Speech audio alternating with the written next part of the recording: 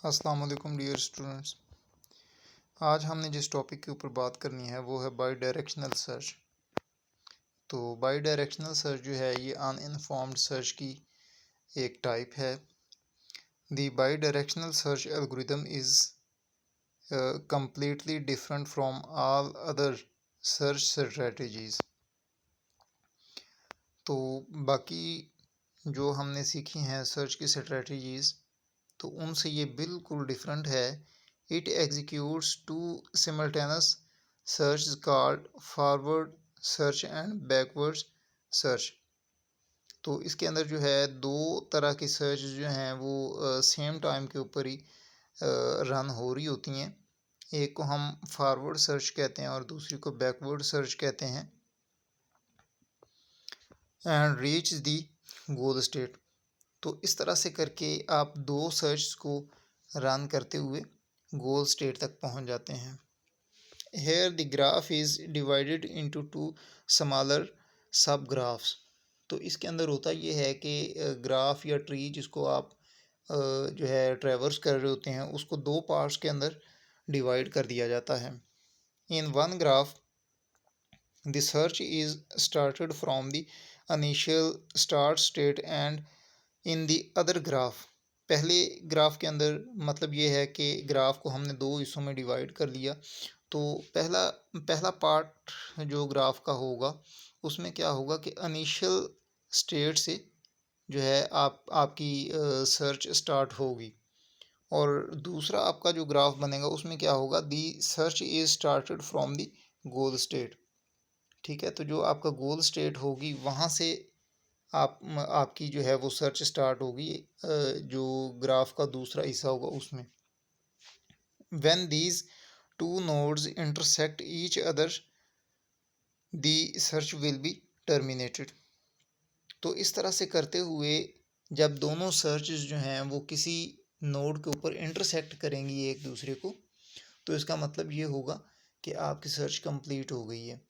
तो इसकी एक सिंपल सी एग्जांपल हम ले सकते हैं कि अगर कोई ट्रंच जो है वो खोदनी है तो उसमें क्या किया, उसका एक तरीका ये भी है कि जहाँ से आपने ट्रंच को खोदना स्टार्ट करना है वहाँ से लेकर जहाँ पे आपने उस ट्रंच को एंड करना है, तो ये इतनी लंबी एक ट्रंच है।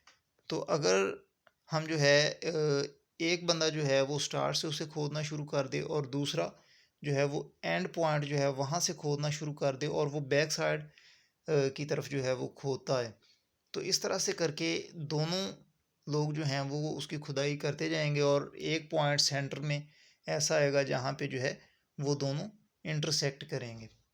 तो इस तरह से करके जो है वो प्रॉब्लम जो होगा ट्रंच वाला वो सॉल्व हो जाएगा। तो ये वाला जो सर्च मेथडोलॉजी है ये बिल्कुल वैसे ही काम करती है। When these two nodes intersect each other, the search will be terminated. अच्छा जी, bidirectional search requires uh, both start and goal start to be well defined and the branching factor to be the same in the two directions। तो यहाँ पे जो है क्या होगा कि आपको स्टार्ट स्टेट भी गिवन होगी और जो गोल स्टेट है वो भी गिवन होगी। जैसे हमने अभी ट्रेंच की एग्जांपल ली है तो उसमें आपको पता होगा कि यहाँ से इसको खोदना स्टार्ट करना है और इसका एंड पॉइंट जो है वो फलां जगह पे है। तो इस तरह से करके इसके अंदर स्टार्ट स्टेट और गोल स्टेट ये दोनों गिवन्स होंगी और इसमें ब्रांचिंग फैक्टर्स जो हैं वो भी जो है वो सेम होंगे। तो यहाँ पे इस ग्राफ को अगर हम देखें तो ई हमारी जो है ये स्टार्ट स्टेट है और जी जो है वो गोल स्टेट है। तो यहाँ से ग्राफ को जो है ट्रेवर्स करना स्टार्ट किया जाएगा। तो ई के बाद जो है बी के ऊपर चला जाएगा, बी के बाद जो है फिर ए के ऊपर चला जाएगा, ए के बाद फिर जो है दूसरी साइड से जो आपकी सर्च आ रही है, यानी कि फर्स्ट स्टेप के अंदर आपने ई से बी तक जो है ट्री को एक्सप्लोर किया, तो दूसरी साइड पे जी से सी तक उस ट्री को एक्सप्लोर किया गया। इसी तरह जो है नेक्स्ट वाले फेज़ के अंदर बी से ए तक एक्सप्लोर किया गया और दूसरी साइड पे सी से ए तक जो है एक्सप्लोर किया गया। तो चूँकि दोनों साइड्स वाली जो सर्चेज हैं तो वो ए के ऊपर आके इंटरसेक्ट कर रही हैं, तो इसका मतलब है कि अब यहाँ पे जो सर्च है वो टर्मिनेट हो जाएगी। अच्छा, इस डायग्राम को आप देखें तो आपको अच्छी तरह समझ आ रही होगी कि फर्स्ट स्टेप में जो है ई टू बी और दूसरे पार्ट में जी टू सी आपने मूव किया। इसी तरह जो है आपने बी को विज़िट करने के बाद आप ए पे चले गए, ए को विज़िट किया और दूसरी साइड पे भी सी को विज़िट करने के बाद आप नेक्स्ट मूव किए और आपने ए को विज़िट किया। तो ए जो है वो इन दोनों का इंटरसेक्ट पॉइंट बनता है। तो सर्च इस तरह से करके यहाँ पे कंप्लीट हो जाएगी। अब यहाँ पे इसका जो है ट्रैवर्सल का पाथ क्या बनेगा, तो ट्रैवर्सल का पाथ जो है ये यहाँ पे जो है थोड़ा सा समझना ज़रूरी है। अब यहाँ पे होगा ये कि आप ई से जो है अपनी जर्नी स्टार्ट कर रहे हैं। ई से आप बी पे गए, बी को विज़िट करने के बाद आपने ए को विज़िट किया। अब दूसरी साइड पे जो आपकी सर्च अप्लाई हुई थी तो वहाँ पे क्या था, जी को सबसे पहले विज़िट किया गया था जो कि गोल था, उसके बाद सी को विज़िट किया, उसके बाद आपने ए को विज़िट किया। लेकिन अब इसका जो पाथ हम निकालेंगे उसमें हम जो है एंड से जो है इंटरसेक्शन वाली नोड तक हम नहीं आएंगे, बल्कि जो इंटरसेक्शन वाली नोड है, जैसे कि यहाँ पे ए नोड हमारी जो है वो इंटरसेक्शन वाली है, तो उससे हम फिर जो है फर्दर आगे मूव करते जाएंगे। जैसे ए के बाद जो है जो हमारा पाथ बनता है सी, इसी तरह फिर जो है सी से जी।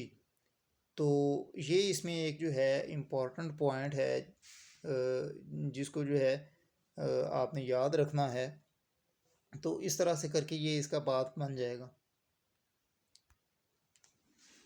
इसकी एडवांटेजेस जो हैं वो क्या बनती हैं, this algorithm search the graph fast. तो चूँकि दोनों साइडों से जो है सेम टाइम पे जो है दो सर्च जो हैं वो आप अप्लाई करते हैं, तो इस तरह से करके बहुत जल्द जो है आपको सॉल्यूशन मिल जाता है।